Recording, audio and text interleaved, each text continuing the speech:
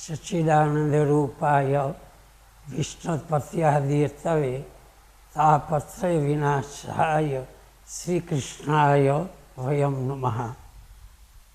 વિશ્વનાથ વેદ પાઠશાળા, વડોદરા ગામ, દેવભૂમિ, દ્વારકા જિલ્લામાં આવેલી આ વિશ્વનાથ વેદ પાઠશાળા સાંસ્કૃતિક સેવા નિધિ ટ્રસ્ટ દ્વારા સુંદર આ ગુજરાત ધામમાં, સૌરાષ્ટ્ર ધામમાં પાઠશાળા બનેલી છે. અહીંયા અમારા ઋષિકુમારોને વેદનું અધ્યયન કરવામાં આવે છે. એમની સાથે વ્યાકરણ, ઇંગ્લિશ, સંસ્કૃત આ બધા ઋષિકુમારોને અભ્યાસ કરાવવામાં આવે છે. દૂર દૂરથી ઋષિકુમારો આવે છે. કોઈ ઉત્તર પ્રદેશથી આવે, કોઈ એમપીથી આવે, કોઈ રાજસ્થાનથી આવે, કોઈ ગુજરાતથી આવે. અલગ અલગ પ્રાંતથી અહીંયા વિદ્યાર્થી આવે છે. અમારા તમામ ગુરુજનો એ ઋષિકુમારોને સુંદર અભ્યાસ કરાવે છે. આ પાઠશાળા બનાવવાનો એક મારો સંકલ્પ હતો. આમ તો સંકલ્પ અમારા પિતાજીનો હતો કે પાઠશાળા બનાવજો, પણ આજ એ સંકલ્પ અમે ધારણ કર્યો અને પાઠશાળા બની ગઈ. 2016માં એમનું ઓપનિંગ થયું. અનેક મહાનુભાવો આવી, સંતો મહંતો આવી અને આ પાઠશાળામાં આશીર્વાદ આપ્યા હતા. અમારી નાની મોટી પ્રવૃત્તિઓ પણ પાઠશાળામાં થાય છે.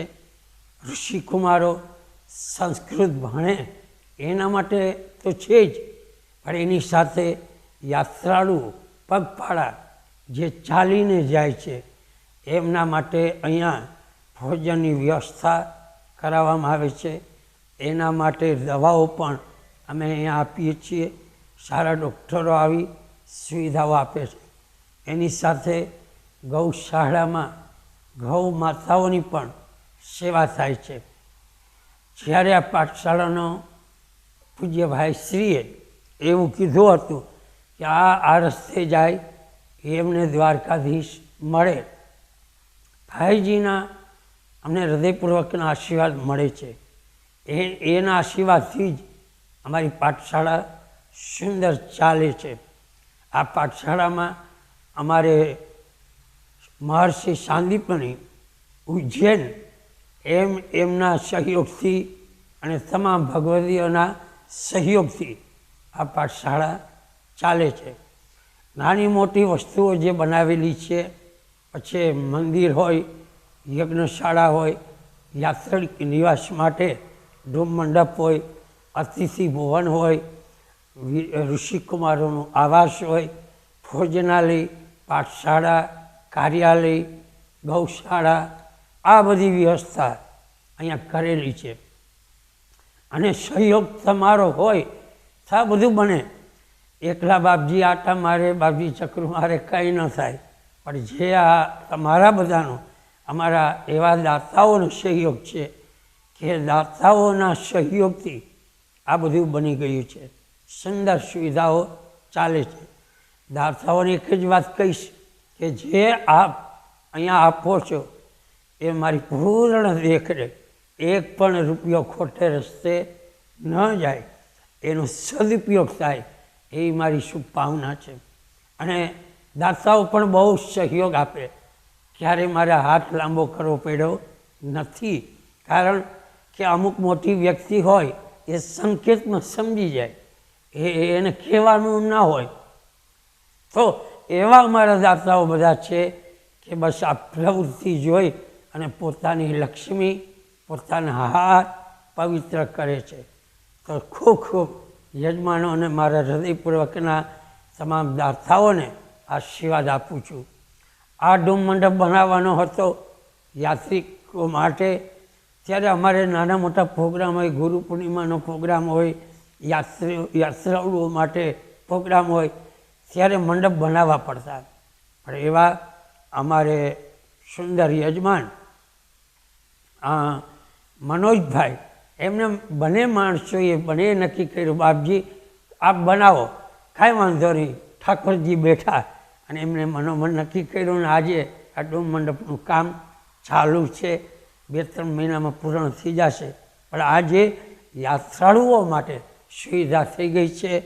એની અંદર રૂમ બન્યો, રસોડું બન્યું છે, ટોયલેટ બન્યા છે, મોરી આ બધી નાની મોટી વસ્તુ એમાં બની ગઈ છે.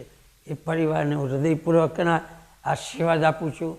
અમારી ગૌશાળામાં સુંદર ગાયો, જે 40 ગાયો છે એની અંદર અમારે તમામ દાતાઓ, કોઈનો જન્મદિવસ હોય, કોઈના લગ્નની તિથિ હોય, કોઈની પિતૃની તિથિ હોય, ત્યારે એ લોકો ઋષિ કુમારોનું જમણવાર એમની સાથે ગૌશાળામાં ગૌ માતાને લીલું ઘાસ આવી નાની મોટી સેવાઓ આપે છે.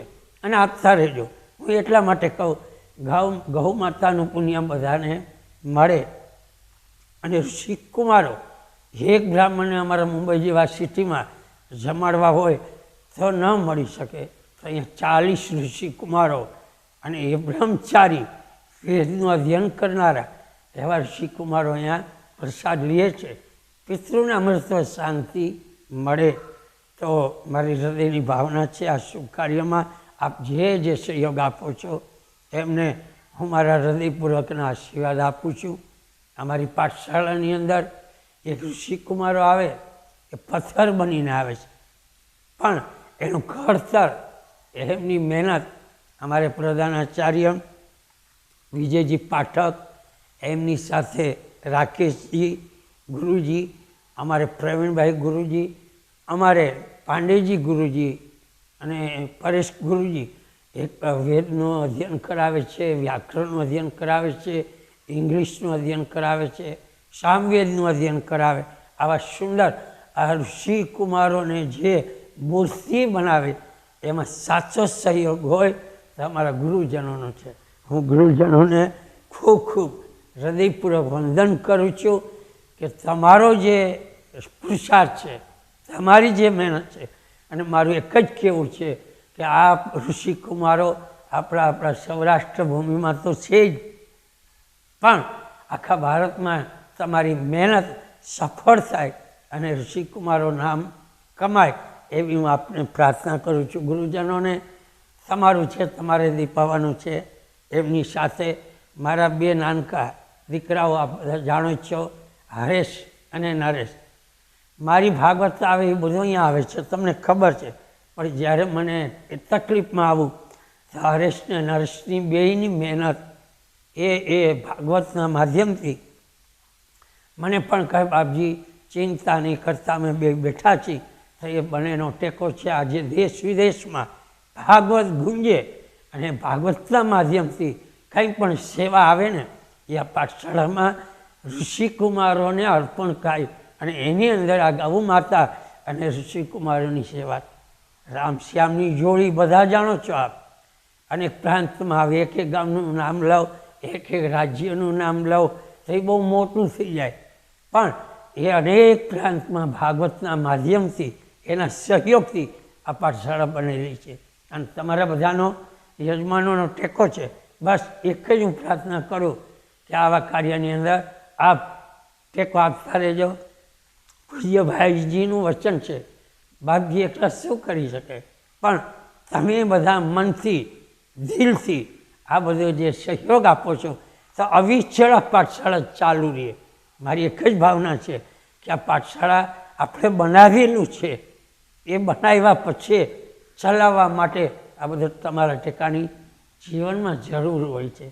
તો બસ આપ સહયોગ આપતા રહેજો. અમારું સાંસ્કૃતિક સેવાનિધિ ગ્રુપ બધું આવી ગયું. એ લોકો આજે 50 મેમ્બરો, 60 મેમ્બરો જોડાની સાથે અહીંયા સેવા આપવા આવે છે. અને એવી સુંદર પરિવારમાં એ મળી અને સેવા તો આપે. ટિકિટ એમની હશે, નાની મોટી સેવાઓ બધી કરી કેમ્પમાં ઉપયોગ કરીએ છીએ. એ પોતે બધું ઉપાડી દે. એવા અમારા ટ્રસ્ટીગણો, સાંસ્કૃતિક સેવાનિધિ તમામ ગ્રુપ, પછી અમારે રમેશભાઈ, અમારે જયસુખભાઈ અને પટેલ ગ્રુપ, બીજા અન્ય બ્રહ્મ સમાજ, આહિર સમાજ, પટેલ સમાજ, એમની સાથે ગઢવી સમાજ કહો કે દરબાર સમાજ, તમામનો આમાં ટેકો છે. અને વડોદરા ગ્રામનો અમને જ્યારે જ્યારે અમારે કંઈ પણ મોટો પ્રોગ્રામ હોય ત્યારે કાર્યમાં ટેકો આપે છે. તો બધાનો હૃદયપૂર્વક આભાર વ્યક્ત કરું છું, હૃદયપૂર્વક આશીર્વાદ આપું છું કે આ કાર્ય તમારું છે, તમે દીપાવતા રહેજો એવી દ્વારકાધીશ પાસે પ્રાર્થના કરું છું. તમામને મારા ખૂબ ખૂબ હૃદયપૂર્વકના આશીર્વાદ. જય શ્રી કૃષ્ણ, જય દ્વારકાધીશ.